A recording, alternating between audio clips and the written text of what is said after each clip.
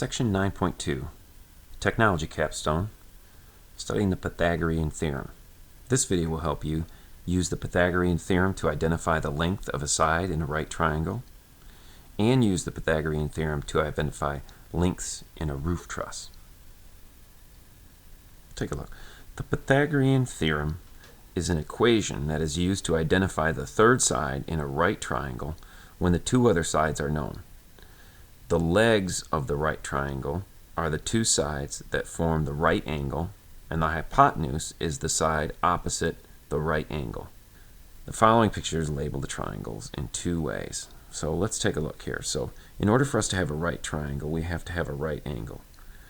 So it means two of these legs have to come together to make a 90-degree angle. And as discussed, the hypotenuse is directly across from the right angle. You can also easily identify the hypotenuse because it's always the longer of the three sides. So we have leg, and the hypotenuse. And sometimes you'll see triangles labeled like this. A meaning this is the length of the side here. B, this is the length of the other leg. And then C is the length of the hypotenuse. And here is the Pythagorean Theorem. Pythagorean Theorem says that if I take a squared plus b squared, it's equal to c squared. So if I take a leg squared, a, plus the other leg squared, b, it's going to equal c squared. And what this does, this equation then allows us to find missing sides of a triangle in a right triangle. Let's take a look now at an example. If a right triangle has leg lengths a equals 3, b equals 4, we can substitute these values into the Pythagorean theorem to find c. So we've got our triangle here. We may not know exactly what this triangle looks like, but we know that it has got to have a 90-degree angle. Now my legs are the two that come together at the 90-degree angle. So this side is going to be 3, this side is going to be 4, and what we're left to find then is c. Well, we can put this into the Pythagorean theorem then. We can say 3 squared plus 4 squared is equal to c squared. To solve this for c, we first want to get an answer over here. So we're going to follow order of operations, square each of these. That gives us 9, 16, add them together, we get 25. Now, to undo squaring something, we take the square root. So I'm going to take the square root of both sides. What the square root is asking is what times itself will give us this thing under the square root. Well, what times itself will give us c squared? Well, that's just c times c. So therefore the square root of c squared is just c. And then the square root of 25, it's asking what times itself will give us 25. That answer is 5. So then we would know the length of the hypotenuse here would be 5. Let's go ahead and practice one of these now. Let's go ahead and sketch out a right triangle here for yourself. Make sure you get the legs in the right spot and the hypotenuse in the right spot. And what we want to do now is label the information, then use the Pythagorean theorem. It looks like we're finding the hypotenuse again here. So go ahead, pause your video player and answer this question. Alright, so looks like maybe this would be 12 and this would be 5. Based on the way I drew my triangle, I did that because it looked like when I drew my triangle, this side was a little bit longer. If these were switched for you, no problem. And we're looking for c here again. Well, here are my two legs, 5 and 12, so I could say this. I could say that 5 squared plus 12 squared has to equal c squared. So let's see. Following the order of operations here to get an answer over on this left side, that would be 25 plus 144. And this is still equal to c squared. And then I'm going to add 25 and 144 together. 25 plus 144. It's going to give me 169. And then what I want to do now is I want to take the square root of both sides to get rid of that square on that c. That's how I undo squaring something, is take the square root. So the square root of c squared is just c, and then I want to take the square root of 169 on my calculator, which tells me 13. So I know the length of this hypotenuse then is 13.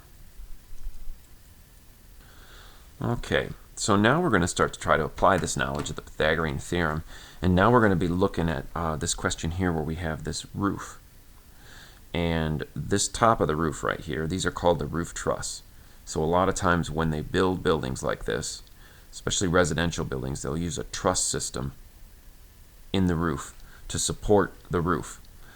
And so we're going to answer some questions about the truss here. The other thing we know is it tells us the pitch. Well, let's just read the problem here. Let's see. The Pythagorean theorem and ratios are often used to construct a roof. The pitch of a roof rafter is defined by the ratio of rise, how much it goes up and down, over run, which is the length. So the pitch of the garage roof shown below is 312, which tells us every 3 feet of rise has 12 feet of run. So in other words, every time I travel 3 feet up this way, I'm going to travel 12 feet this way. It's a common way to describe the pitch or the steepness of a roof is with this little ratio like this. For example, this 312 pitch. Okay? So we are going to use this ratio. This is kind of our given ratio. 3 rise over 12 run. And we can use that in a proportion. Let's go on this side of it. We can use that in a proportion then to calculate, once we know this pitch, we can calculate the dimensions of any roof that is following this 312 pitch. So that's what they're asking right here, is given the 32-foot span, excluding the overhangs. So notice our dimension here from left all the way to right, overall is 32 feet. And using this pitch of 312, we're going to use a proportion to calculate the total rise of this roof. So what we're looking for is this dimension right here. How far this distance is for the rise of this roof. So we want to use our proportion with the 312 pitch in there.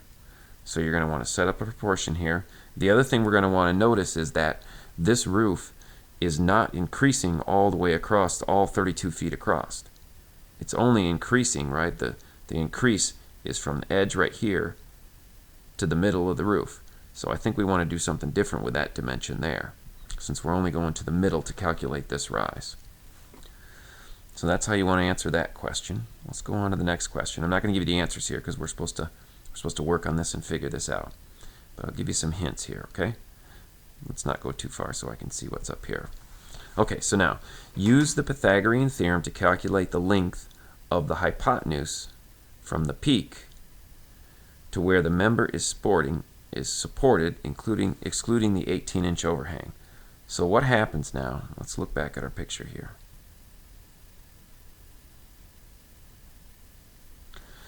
Once we find this dimension right here, we'll know this leg, we'll know the measurement of this leg. We'll also know the measurement of this leg, because what they're asking us to find now in this next question is this distance right there, which is the hypotenuse of this triangle. You can see how this roof truss from the middle out to the edge makes a triangle. We know this dimension, we should know this dimension, and we can use the Pythagorean theorem now to find this length. So that is how you're going to get that answer to question 6.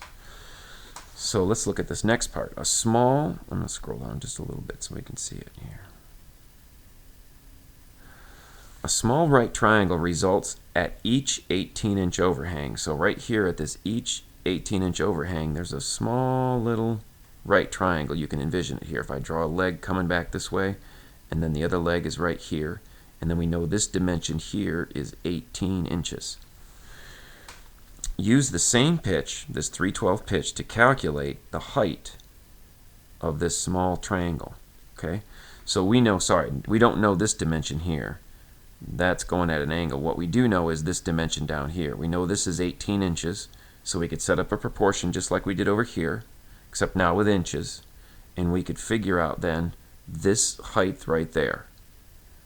So once we figure out that leg on that triangle, then we could do the same thing we just did with this bigger triangle and calculate this distance here. Use the Pythagorean theorem to calculate this distance here.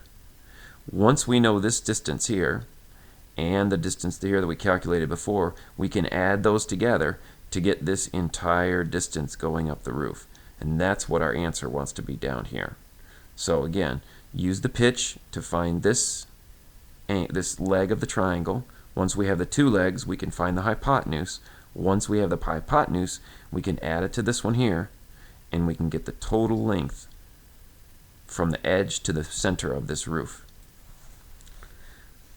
For the hypotenuse, which would be, I guess, if we were trying to shingle this garage, that would be an important dimension to have right there, because we would want to know that dimension of the roof. So that's question 7 there.